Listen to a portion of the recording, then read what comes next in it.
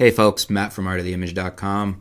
Got a question in here on the email from Max Tessier. Hope I'm saying that right, Max.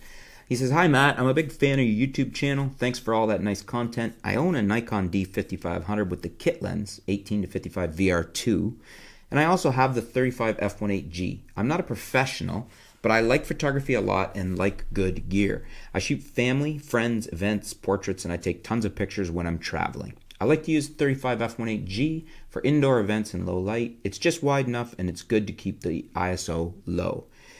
But for headshots, there's a bit of distortion from the 35 and it's hard to have the background really out of focus with the kit lens. I was wondering if a Sigma 17 to 70 f2.8-4 contemporary could be a great choice for me.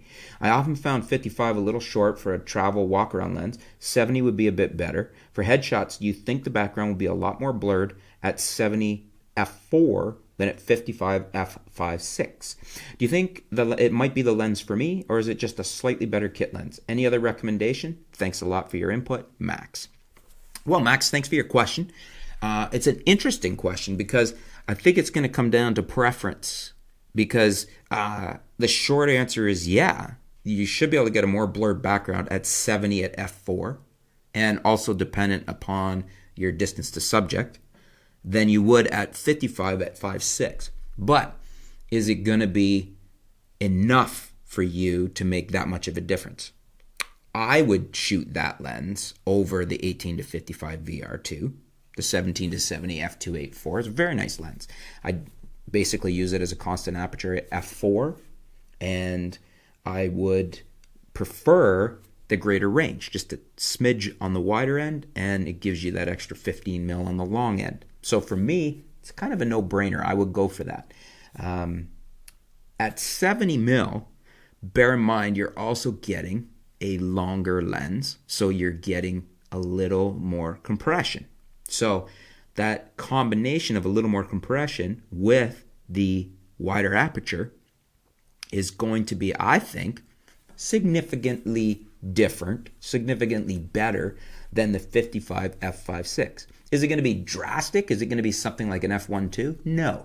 But if you look at the two side by side, I think you're going to prefer the look from your 70 mil f4 than you would from what you're getting at f5.6 at 55 mil. What I encourage you to do is go to your local camera shop, put that 17 to 70 on there, and take some shots.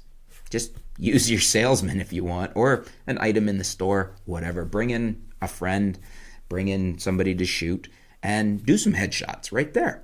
Bring your own card in, or bring your own camera in. Put the lens on. Most camera shops will let you try that. You'll get a good idea of what you think.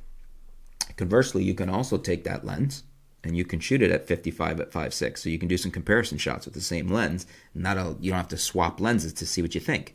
You can go home and look at them on the computer, do a little pixel peeping.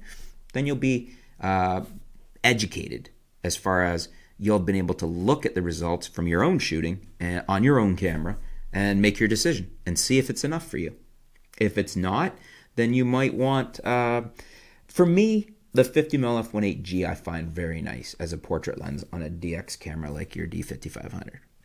Maybe if you need something even longer, you might want to keep your walk around lens there and step into an 85 f1.8G. It's going to give you a lot longer, and with f1.8, it's going to give you a lot better out of focus background. But it's just an option. I would check first. Take your camera into the store, try that Sigma 17 to 70 f2.8-4 out, see what it does for you. What do you guys think? Do you agree with me? Do you think the Sigma might do it, especially considering the additional compression at that length and that combined with the wider f-stop, the wider aperture? Or do you think it's not going to be enough of a difference that he's going to notice and he should look at something else? Let me know in the comments below what you think, and let me know why. And if you think it's not going to be, what do you suggest? Do you agree with me about the 85 f1.8G or something else? Let's help out Max. Thanks for your question, Max. Stay tuned. We'll be back soon here at artoftheimage.com.